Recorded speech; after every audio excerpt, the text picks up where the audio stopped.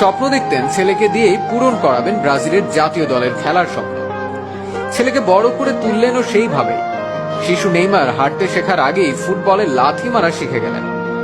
আর একটু বড় হলে বাবা তাকে নিয়ে গেলেন খেলার মাঠে, কিন্তু ফুটবল খেলতে নয়, ফুটসাল খেলতে। ফুটসাল হচ্ছে ইনডোরে কম খেলোয়াড় নিয়ে ফুটবল। সেখানে চমৎকার খেলে নেইমার সবার নজরে আসেন।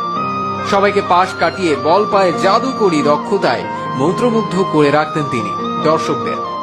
স্বপ্ন পূরণের পথে প্রথম সাফল্য আসে যখন মাত্র 11 বছর বয়সে ব্রাজিলের শীর্ষস্থানীয় ক্লাব সান্তোস যুব দলে খেলার সুযোগ পান তিনি। 2009 সালে মাত্র 17 বছর বয়সে পেশাদারী ফুটবল ক্যারিয়ারের সূচনা ঘটে। সে বছরই সেরা খেলোয়াড় হিসেবে অ্যাওয়ার্ড জিতে নেন তিনি। 2010 সালে ধূমকেতুর মতো উত্থান ঘটে নেইমারের। সান্তোসকে লিগ